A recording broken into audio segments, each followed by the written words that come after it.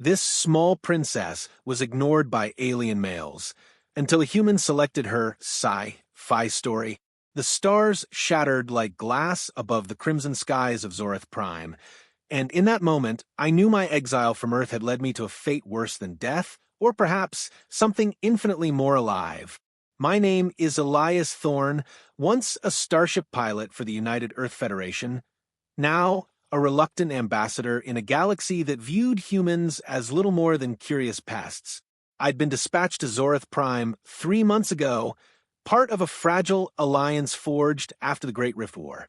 The Zorathians, towering beings with iridescent scales and eyes like molten gold, had grudgingly opened their world to us.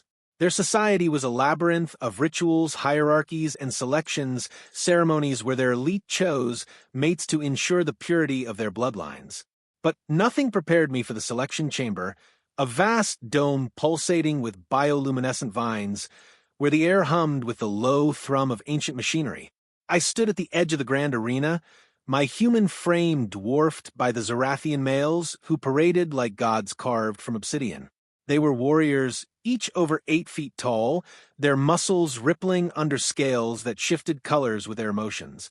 The females, princesses from the royal clades, were presented on elevated pedestals, their forms elegant and imposing, save for one. She was small, barely reaching my shoulder, her scales a soft lavender that seemed to fade into the shadows. Ignored by all, she huddled at the far end, her golden eyes downcast. Why had no one chosen her? What secret did she hide? But that was only the beginning. The ceremony began with a deafening chime, echoing through the chamber like the toll of a cosmic bell. The High Priestess, a Zorathian elder with wings that spanned twice her body, raised her arms. The selection commences. May the strongest bonds forge our future. The males circled the pedestals, their gazes appraising, calculating. One by one, they extended clawed hands, claiming their mates with ritualistic bows. Cheers erupted as pairs formed, the air thickening with the scent of exotic blooms released from hidden vents. I watched, an outsider with a translator implant buzzing in my ear, feeling the weight of my mission. The Federation needed Zorathian tech. Their warp drives could shave years off our interstellar travels. In exchange, we offered cultural integration, including participation in their rituals. Select 1, my superior had ordered via holographic comms. Show goodwill. But as the males passed the small princess without a glance, something stirred in me. Pity? Curiosity? Or was it the way her eyes flickered up, meeting mine for a split second, revealing a depth of loneliness that mirrored my own? What I didn't know then was that choosing her would unravel the fabric of 2 worlds. As the last of the imposing princesses were claimed, the chamber fell into an uneasy hush. The small one remained alone, her pedestal dimming as if the very structure rejected her. The High Priestess turned to me, her voice a silken hiss. Human Elias Thorne, will you partake? Or do you deem our traditions beneath you?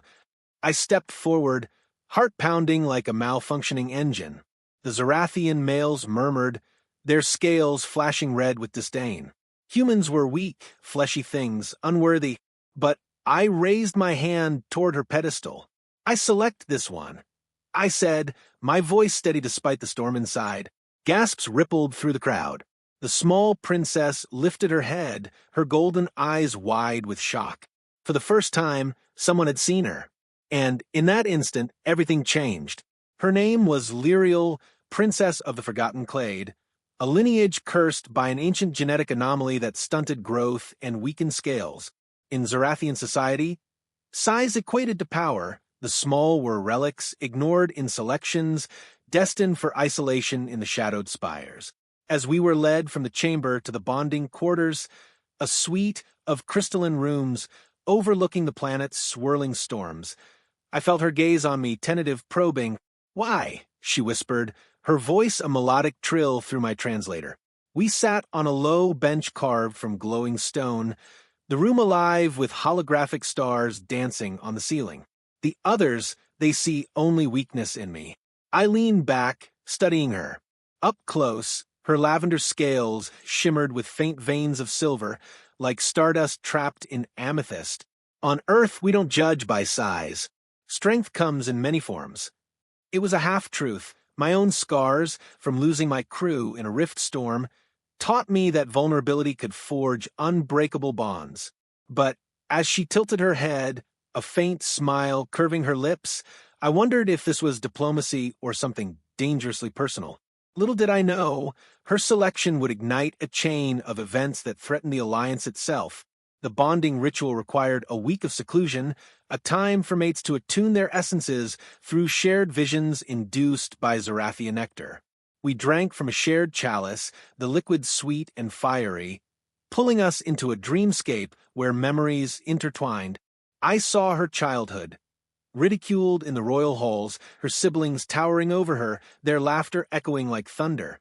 She hid in the undergardens, whispering to bioluminescent flowers that responded to her touch, a rare gift, she explained, but one dismissed as trivial. In return, she glimpsed my past, the wreckage of my ship, the screams of my comrades as the rift tore reality apart. "You carry pain," she murmured in the dream, her ethereal form brushing against mine. "Like I do." The connection deepened, a warmth spreading through me, but as the visions faded, a shadow crept in. Whispers from the walls, literal echoes of Zarathian surveillance, hinted at unrest. Why had a human chosen the Forgotten One? Was it a ploy? But the real danger lurked in what we hadn't yet discovered. On the third day, as we walked the spire's winding paths, Lyriel paused at a viewport overlooking the planet's core, a massive energy nexus pulsing with blue light. "My people harness the heart of Zoreth," she said, her voice laced with awe and fear. "It powers our ships, our cities, but it's unstable. Legends say only the pure bonded can stabilize it." Her eyes met mine, vulnerable. "I've never been chosen before. What if? I'm not enough." I took her hand, small and warm in mine. "You're more than they know." But as thunder rumbled from the storms below, a squadron of Zarathian guards approached, their weapons humming. Elias Thorne, their leader, barked, "You are summoned by the council. Your selection is under review." What had I unleashed? The council chamber was a colossus of architecture, pillars etched with the history of Zoratha's conquests. The elders, 7 ancient beings with scales faded to gray, regarded me from thrones that floated on anti-grav fields. Lyriel stood beside me, her posture defiant despite her size. "Human," the eldest intoned, "you have disrupted the natural order.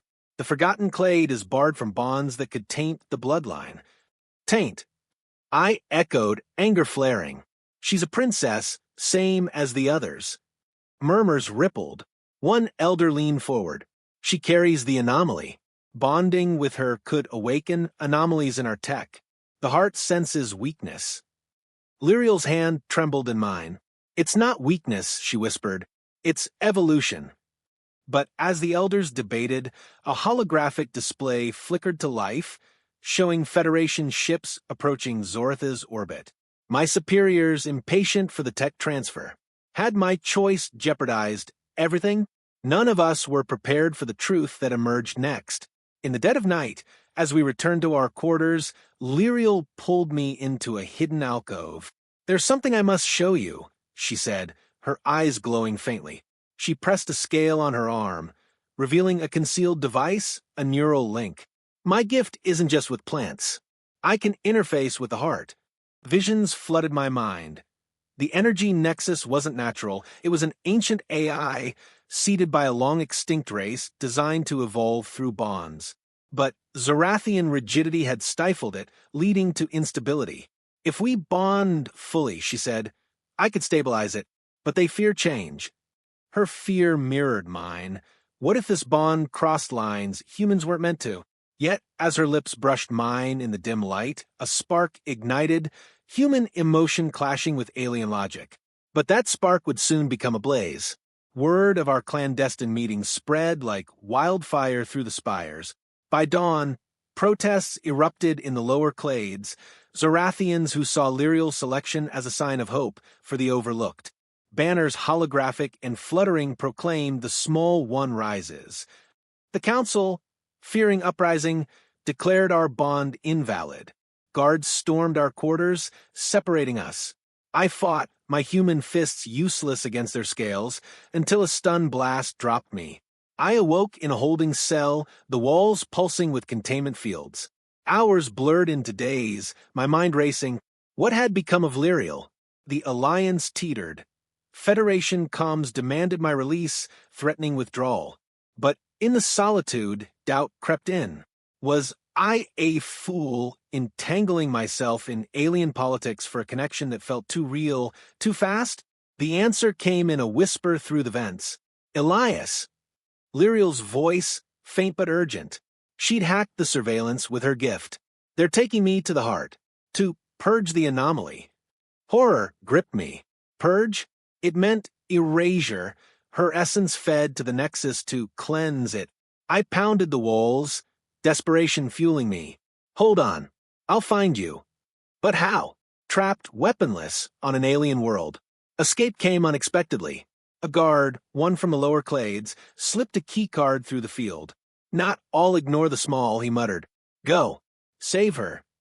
I bolted through the corridors, shadows my ally, the spires a maze of glowing vines and patrolling drones.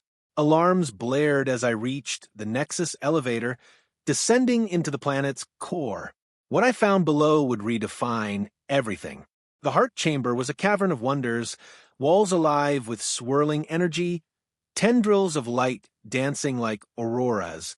Lyriel was strapped to a central altar, the high priestess chanting incantations. The Nexus pulsed erratically, cracks forming in the crystalline structure.